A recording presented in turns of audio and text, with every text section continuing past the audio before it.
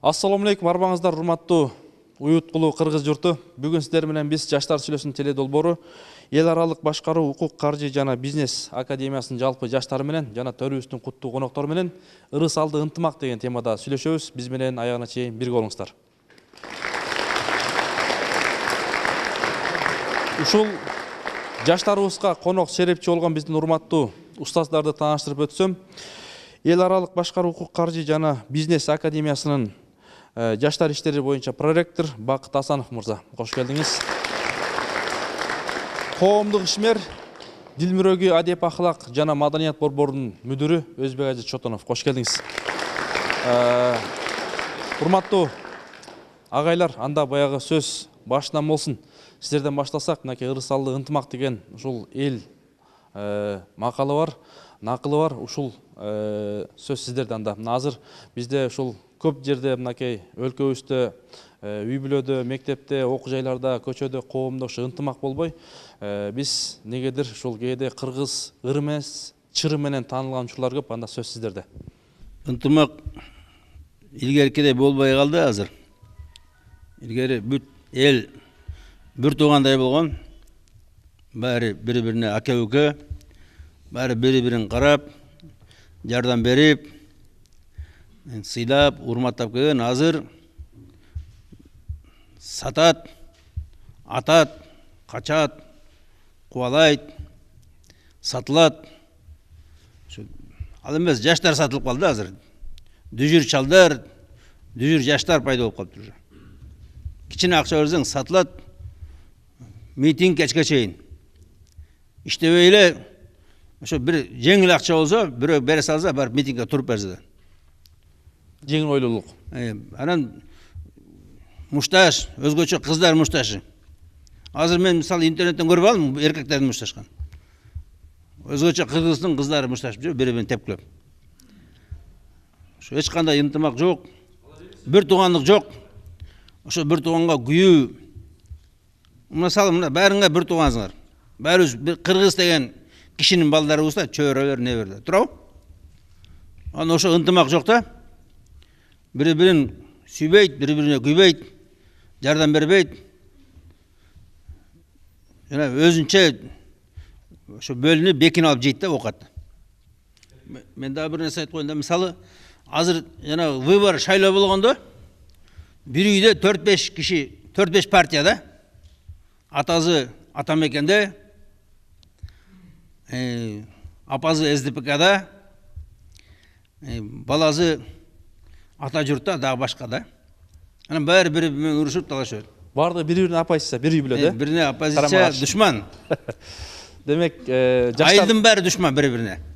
Айылдын баары бөлүнүп алган 4 партия, 5 партия үчүн. Анан ыркы жок, ынтымак жок. Мисалы, мына өзбектерде шайлоо болгондо бир айыл эмес, бир нече айыл бир эле кишиге берет да. Экинчи киши берүүдөн жок. Ынтымак бар демек. Ошондой ынтымак. Улууларды угат да. Бизде болсо баары революционер, оппозиционер, коррупционер. Жакшы, анда жаштардын оюну угалы, урматтуу жаштар. Азыр агай айткандай эле мен агайдын сөзүнө кошулам да, себеби Манастын осуятында бир эл журттун ажырагыс биримдиги бир жакадан баш жана бир жеңден кол чыгарыш керек деп айтылат да. Демек, коомчулукта бардык адамдардын пикири, ою бир жерден чыгыш керек. Азыр болсо андай болбой атат десек дагы болот, себеби ар кимдин өзүнө, ар бири өзүнө бий болуп атат да азыркы замандачы. Меники туура чыгыш керек, мен алдыда болушум керек деген гана ниет болуп атат. Эгерде биз бардыгыбыз бир күч менен, бир кол менен алдыга умтулсак, мына ошондо биздин максаттарыбыз ишке ашып, биз чогуу бийиктикке умтулсак деген ниетте.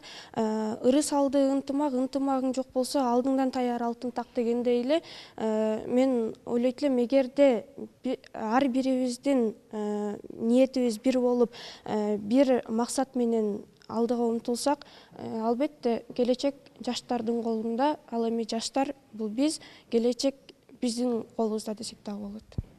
Рахмат, баракелде. Так, ынтымак деген дегеле эмне? Ынтымак менен ырыстын кандай байланышы бар? Мисалы үчүн, азыркы учурда улуу муунда, орто муунда, анан кичүү муундун ортосунда кандай ынтымак бар? Көчөдө кандай ынтымак бар? Академияда, мына окуу жайларда кандай ынтымак бар? Ошол эле учурда үй бүлөдө кандай ынтымак бар? Достор арасында кандай ынтымак бар, ушундай нерселердин баардыгын тең биз ажырата билип түшүнүшүбүз керек да, аңдашыбыз керек, аң сезим менен туюшубуз керек. Демек, бул макалдын чечмелениши мына кыргыз эли байыртадан макалдарды мыйзам катары колдонуп келишкен да. Туурабы? Мисалы үчүн уулум сага айтам, уугум сага айтам, уулум сен ук, керегем сага айтам, келиним сен ук. Түп түз маанисинде эмес, алар өтмө мааниде, каймана мааниде түшүндүрүшкөн. Азыркы учурда баардык нерсе эмне болуп атат? Түз айтылып атат. Туурабы? Бүт баардыгы тең түз айтылып атат. Бирок ошол эле учурда жанагы мен санап отурган бар бир көрүнүштөрдө, ар бир кырдаалда биз ынтымакты жоготуп баратабыз да.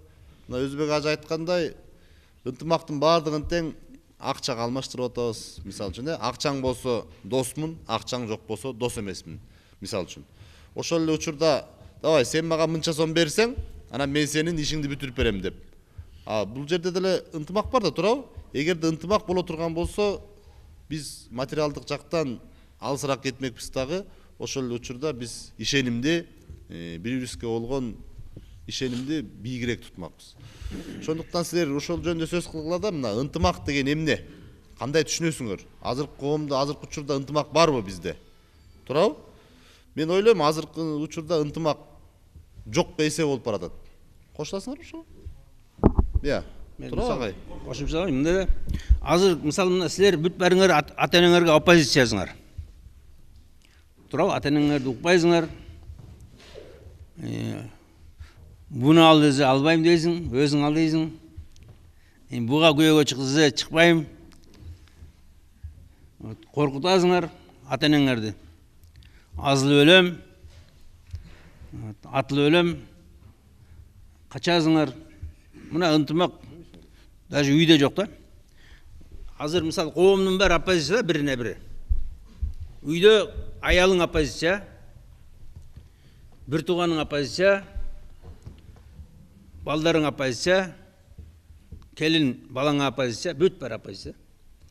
Анан кантип жашап атат мен билем, кыргыз. Мына бүт революционерлер да. Урматтуу жаштар, кандай силерде ушул жооп бар? Балким мындай позициясы деле болсо керек кыргыздарда же жокпу? Силерде кандай? Эми силер Кыргызстандын 7 дубанынан келген жаштар да, туурабы? Анан агайлардын айтканы кандай, туурабы же туура эмес? Силердин баягы сүйөм, күйөм дейт да, өлөм дейт да. Анан үйлөнгөндөн кийин экөө боксер. Бокс.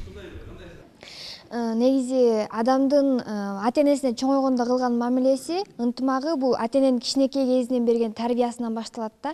Ата эненин берген тарбиясы десе, ата эне бизге эч качан жамандыкты каалабайт. Биз улам чоңойгондон кийин өзүбүздү билип, анан өз оюбузда нерсени кыла баштайбыз да.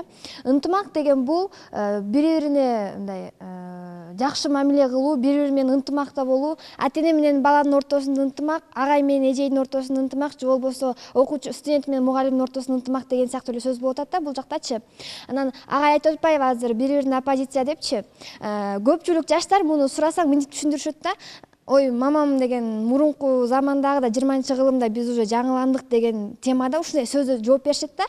Көбүнөн сурасаңчы. Бирок эмнеге мейли алар 20-кылымбы, 19-кылымбы, бирок ушуга чейин бизди чоңойтtu да, ушуга чейин бизди алып келди, ушу эрежеге жеткирген бүт баардыгын менен камсыз кылып аткан биздин ата энелерибиз да. Бирок айтабыз келечек жаштардын колунда депчи, биз Манасты билбейбиз, Эртөштүктү, Курманбекти, Кенже эпостарды, чоң эпостарды деги эле Кыргыздын эң чоң деген сыймыктанган улуттун сыймыгын эч нерсени билбейбиз дагы, биз өзүбүз мактанабыз, биз келечектин жаштарыбыз, Кыргызстан биздин колубузда депчи. Биз ушундай темп менен, ушундай система менен, ушундай өзүбүз билген текебердик мүнөзүбүз менен кетсек, анда биз Кыргызстанды мындан да нары көтөрмөктү бүл, кайра улам ылдый түшүргөнгө алып барабыз да, бир жарга такайбыз деген оюбуз бар да. Мен ушундай ойлоном. Мейли адам айтылат го билим алуу ийне менен кудук казгандай депчи. Ошондой эле адам билим алуу менен катар өзүн өзү тарбиялаганды дагы ата-энесине сый-урмат көргөзгөндү да билиш керек. Мунун ичинде ынтымактуу бол эң негизгиси ата-эне менен ынтымактуу болсоң, коом менен ынтымактуу болсоң, андан кийин билим алсаң, өзүңдү өзүң тарбияласаң, андан кийин бардыгы болот деген ойдомун.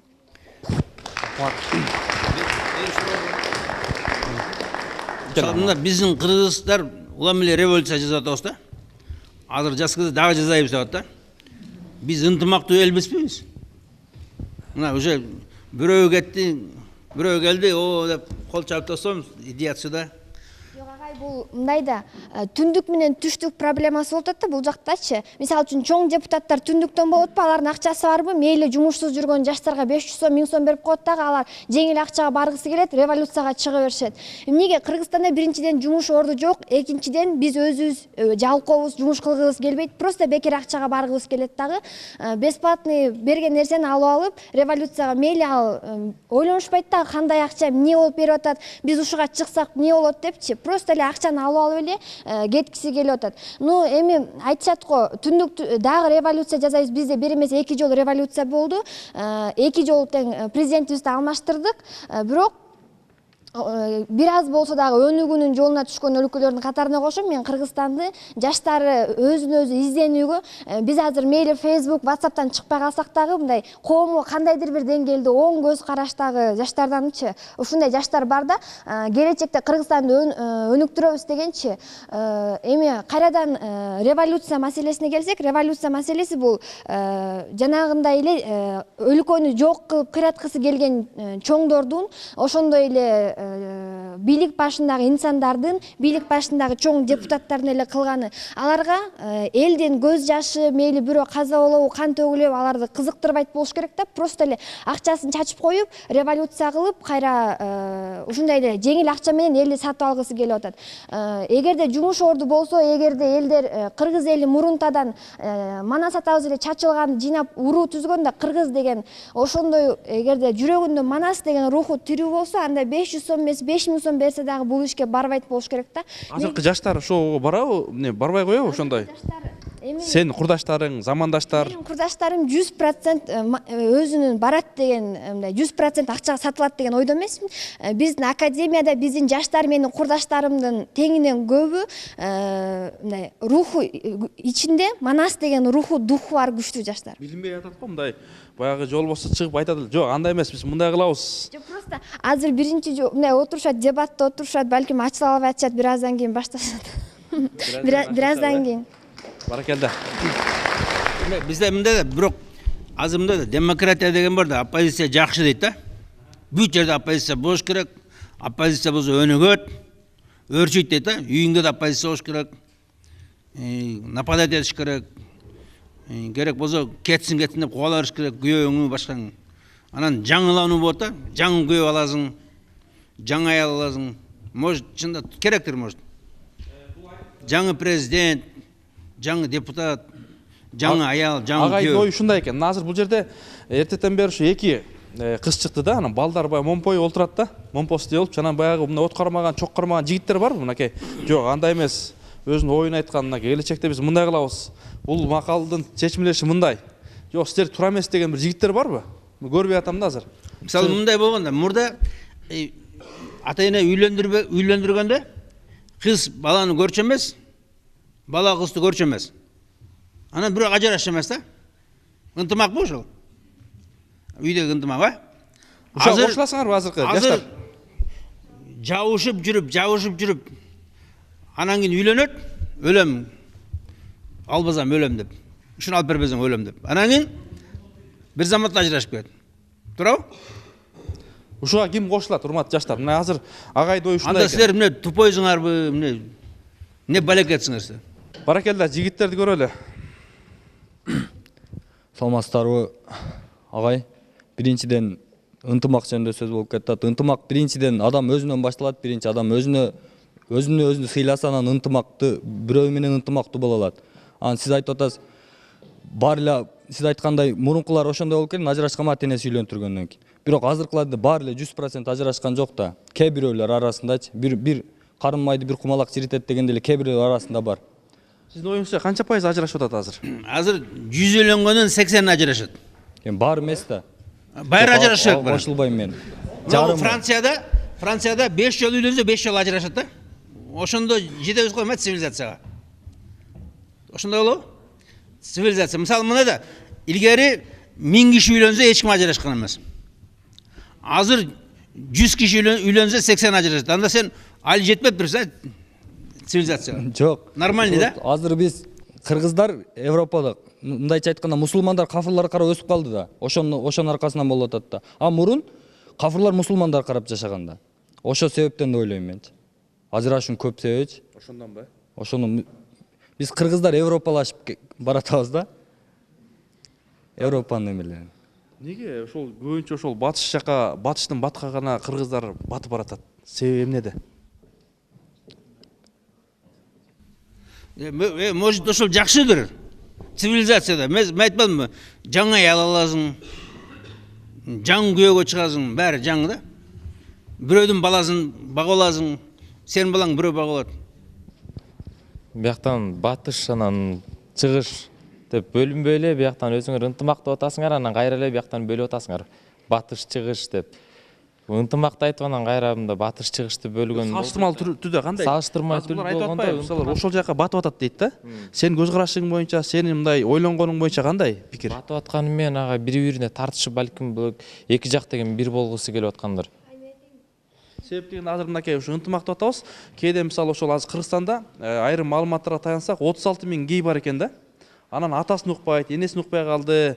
Бул дагы бир өзүнчө бир кыргызга болгон бир балелерден да турат. Илгери андай нерсе жок эле, азыр агайлар айткандай. Анан ошол дагы таасирлер эмнеден болуп атат? Же балким алар жакшы сабак өтүп атабы, ошол тараптан бүтүп келгендер же барып келип атабы, кандай болуп атат? Же интернет таасир этип атабы? Ушуну айтсаңар. Балким мына интернетте деле болбогон нерсеге талаш тартыштар өтө көп. Кандай пикир сенде? Гей жагына аяк жагына айта албайм. Чынын айтканда эмнеге дегенде ар адамдын өзүнүн ою бар, анан өзү тарткан жери бар. Каяка тартат. Балким мына мен азыр окуйн деп тапшырдым, бирок окуп башталгандан баштап мындай желаниям жоголуп кетиши мүмкүн да меникичи. Бирок действительно жоголду. Неге? Эмнеге? Действительно жоголду. Билбейм агай. Мында кандай айтсам, чет жактан караганда вообще башкача болуп атат да. Чет жактан ал мындай сөз менен айта албайм да анычы. Неге айта албайсың? Айта берсин. Азыр мына агай айтпады, мына макал лакаптар менен мыйзам болуп жашап келген уюткулуу кыргыз журт. Анан азыр эмне себептен бузулуп баратабыз, ынтымак жок болуп баратат деген. Агай, мурунчу макалакап менен жашап келгенибиздин себеби кыргыздар көчмөн калк болгондон улуунун сөзүн урматтап угушкан да, мисалы үчүнчү. Азыр деле улуулар бар го. Азыр деле улуулар бар. Просто биз мурункулар кат сабаты жоюлбаса дагы ыймандуу, адептүү, руханий жактан аябай билимдүү болушкан да. Азыр биз окуганды, жазганды билебиз дегени менен биздин ушундай бир жан дүйнөбүз руханий байлыкка муктаж болуп турган учур көркөм китептерди окуганыбызга байланыштуу өзүбүздүн сөз байлыгыбыз дагы жок. Улууларда укпайбыз. Бир нерсе десе, ой, батышта мындай болуп атпайбы, Европада мындай болуп атпайбы деп. Батыштын баткы аксасына батып атканыбыздын себеби биздин эң биринчиден биз өзүбүз мындай жүүнүбүз бош деп коет да, кыргыздачы мындай баш ромо деп коет да, бир нерсе жакшы сөз айтса ошол жака кете берет деген сөз да. Булчу алар эмне себептен Кыргызстандын көпчүлүк жаштары эмне себептен Сирияга кетишет? Эмнеге башка намаз окуп аткандар деле кетпей эле жүрүшпөйбү? Анткени мен ушул суроо кыздыгып көрдүм да, эмнеге кыргыздар ушинтип кете беришет депчи. Биринчиден алар деген адамдын психологиясын билишет экен дагы, кыргыздын жаштары жакшы сүйлөгөндү, кыргыздар жакшы сүйлөгөндү, жакшы көргөндү билишет экен. Бизде мисалы үчүн улуу кишилер мен сүйлөшкөндө көпчүлүгү өзүнүн жаштардын сөзүн уккусу келбейт да, просто эле лекция, кечке эле лекция окуй бергиси келет да. Кечке үйрөтүп, ой сен мындай бас, сен тигиндей бас, сен мунду кылышың керек, бул жаман нерсе депчи.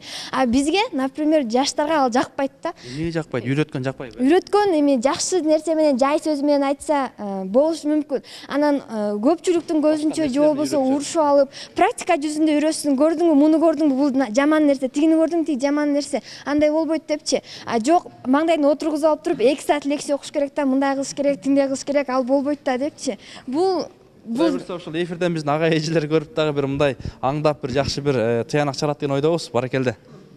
Азамат.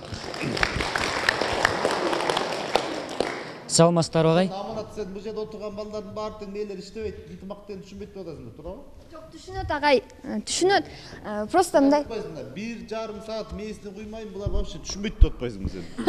Агай, Иә. 1,5 саат мээсине куймайм. Просто практика жүзүндө көргөзсө, бул жаман, мындай кылыш керек, мындай кылыш керек. Кечке эле бирөө бир нерсени лекция нотация окуп бергенде, Значит, сөзгө түшінбейді бұлар, тура ма? түшүнөт 50%. Түшінсем де эртеден бері унчукпай отурушат. Сен тура айтып атасың анда сен. Yok bular 17 yıl okusan da düşünmeydi. Агай, көрдүңүзбү? Ve айтпай қалып тұрсыз. Мына ата енелер де айтып келе жатады. 11 жыл мектепте айтып келе жатады, 5 жыл институт айтып келе жатады. Анаң келе ич атпай, бузылып атады, мушташып атады, түрмеге түсіп атады. Түшінбейді бұлар. Агай, Бәрі адамдын мезіне вирус толып қалған бұлар. Адамдын жашаган жолу, адамдын кийинки келечеги бул эң биринчиден өзүнөн көз каранды болот. Мейли 11 жыл мектепте тарбия берсин, 5 жыл институтта, университетте тарбия берсин. Ошол учурда деле жакшы болуп кеткендери да бар, жаман болуп калып калгандары бар. Муну көпчүлүгү Кудайдын жазганы дешет. Кудай айтат, аракет кылсаң берекет депчи, Кудайга бир нерсени сурагандан мурун кечке суранып, тиленип туруп анан аракет кылышың керек да. Ошол сыяктуу эле мейли 5 жыл, мейли 11 жыл кечке мээсине куюп, кечке окутуп үйрөтө берсең дагы, ал адамдын ар кимдин өзүнөн болот. Ya может biz başka bir nerseni kuyatkamız, turan emес nerseni. Emese, mında da, может biz 15 yıl boyu buların başına başka nerse kuyatağız da. Агай, Туура 15 эмес жыл бою нерсени. башында башка нерсе куйсаңыз дагы адам болом деген адам 15 жылдан кийин эмес 20 жылдан кийин дагы өз жашоосун өзү түзөп кете алат. Азамат. Саламатсыздарбы агай? Бул жерде ырыс алды ынтымак деген неме тема болуп атат. Бул жерде түндүк түштүк деп бөлүнүп атабыз. Ошол биздин Кыргызстан эмне үчүн Европа Бөлүнүп атат. түштүк Европа деп атпайсыздарбы? Ошого эмнеге батып кеткан себеби Европа бизге жакшы нерселер чыгарып атат. Себеби WhatsApp жана башка нерселер чыгарып кыргыз элди жалкоо кылып жана башка жаман буюмдарды чыгарып бизди жалкоолукка тартып коюп атат, анан өздөрү өнүгүп кетип атат. Ошон үчүн биз жалкоолонуп ошол нерсе Жалкоо болуп калдыбы ошондо? Ошондо себеби азыр бардык эле жаштар жалкоолукка баратат. Себеби көбү музыка окуп, телефон кылып, көбү китеп окуйт. Ошон үчүн болуп атат да бизде кичине өнүгүш болбой атат кыргыздарда. Неге өнүккөн кыргыздар көп го? Өнүккөн кыргыздар көп, бирок азыр көбүнчөсү телефонго берилип кетип атат. Ата энесин да сыйлабайт. Көбүнчө ата энесин да укпайттар, өз билгенин кылышып атат. Азыркы жаштар досторум ушундайбы сен? Бирок баарын ушундай деп айта албайм, бирок айлана чөйрөдө бар да мындайлар. Канча пайызы болушу мүмкүн? Мисалы 100% болсо 30%тер болушу мүмкүн, бирок өнүккөн жаштар дагы болуп атат азырынча. Азыр агай айтпадым, ата энесин укпайт, тигиндей мындай деп. Сен ата энеңди угасыңбы? Мен ата энемди сыйлайм, угам дагы. Бирок айткандардан чыкпайм. Чыкпайсың. Tete kızdı alıp geliriz, alıp gelirsin. Tete kızdı alıp gel, gelin kılıp da alıp gelirsin. Көңүлмө жаккан туура кыз болсо алып келем да. Жакпаса албайсың, укпайсың деле да, тура. Жакпаса ата энең менен чечкиндүү болгонго аракет кылам. Карап көрөсүң өзүң, тура. Жок, мен биякта Жармагүл деген сүйгөнүм бар деп айтасың да, тура. Өзүң көңүлүңдөгөндү айтыш керек да. Ушундай урматтуу телекөрүүчүлөр, жаштардын ою ар тараптуу. Буюрса, анда жаштар сүйлөсүн. Саламатсыңарбы? Бул жерде агай айтып кетпедиби? Азыр элдин баары эле батышты турап, анан кийин Американы турап, ар кайсы жакка кетип атат депчи. Бул туура эмес өзү. Азыр көп эле айтып отушпайбы заман өзгөрдү деп. Азыр заман өзгөргөн жок, адам өзү өзгөрдү. Мисалы адам азыр бул жигит айтып кеткендей эле жалкоо болуп баратат. Технология чыккандан бери ошо техника менен баарын колдонуп эле ишин ошол менен бүтүрөт. Бирок адам өзүн тарбиялап, жакшы жакка мүнөздөсө, ал өзүнүн андай десе тагдырын жакшы чечип, өмүрүн жакшы өткөзөт деп ошого ишенсе болот. Ырыс алды ынтымак деп эмнени түшүнөсүң? Ырыс алды ынтымак деп бул ар бир адам өзүнүн мындай ошо ынтымакка үндөш керек. Мисалы биз группада же ушул биздин академиябызда баарыбыз эле ынтымактуубуз деп ойлосок болот. Анткени көп эле башка жакта мындай балдар согушуп же дагы бир башкача нерселер болуп кетип атпайбы? Бул жакта андай нерселер жок. Таптакыр жокпу? Таптакыр эле жок. Мен келгенден бери бул жакта андай деле угуп элекмин. Кайсы курстун азыр? Биринчи. Азамат, ушундай башка окуу жайларга үлгү боло турган академиялар, окуу жайлар көп болсун. Саламатсыздарбы? Мен К3-15 группасынанмын. Ынтымак жөнүндө айта кетсек, ооба азыр чындык, ынтымак баягыдай эмес. Баягындай бир чакадан баш, бир жеңден кол чыгарбай калдык десек болот. Биз муну айта бербей, ушул маселеден чыгуунун жолдорун издешибиз керек. Жолдор барбы сенде? Бар. Неге жок? Бар дайыма. Жана кыргыздар дайыма бул жолдорду таап келген десек болот. Тарыхка карай турган болсок. Эми эң эле жөнөкөй жолу бул азыр баягы өздөрүнүн көз караштары келишпей жаткандыктан болот. Ошондуктан бири-бирибизди түшүнүп, бири-бирибизди угуп, сабырдуулук менен чогуу иштесек, улууларга урмат, жана кичилерге ызаат кылсак, сый болсок, албетте ынтымак болот. Бири-бирибиздин арабызда албетте ынтымак болот. Могу жерден азыр 90%ңер бири-бириңерге жардам бербейсиңер да. Мисалы үчүн мына бул жерде отурган мына Белек менен мисалы үчүн Кылычбек, экөөңөр мисалы үчүн бирөөсү үй куруп аткан болсо, досум келип жардам берчи десе, жокшултууну айтат, үйүнө телефон чукулап отурган жакшы көрөт да. Мисалы үчүн жок да ынтымакчы, мисалы үчүнчү. Боло турган болсо, илгери кыргыз эли ашар деген жол менен көп нерселерди бүтүрүп келишкенде. Туурабы? Ашар жол менен көп нерсе бүтүрүп келген. А моюда 90%ңер бири-бириңерге барып жардам бербейсиңер. Макулсуңар ушуга мисалы үчүн? Агай, эмнеге макул эмессиң? Агай, Агай. Биз андай да ойлойбуз. Азыр апасына жардам бербейт.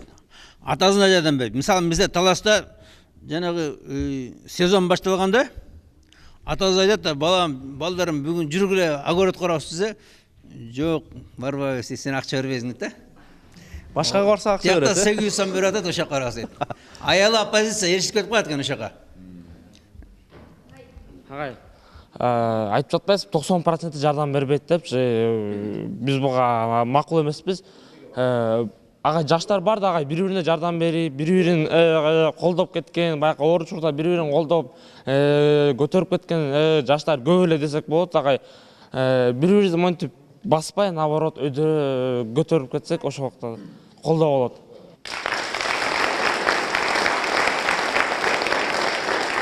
Урматтуу телекөрүүчүлөр, урматтуу угармандар, ырыс алды ынтымак деген темада кеп кылдык.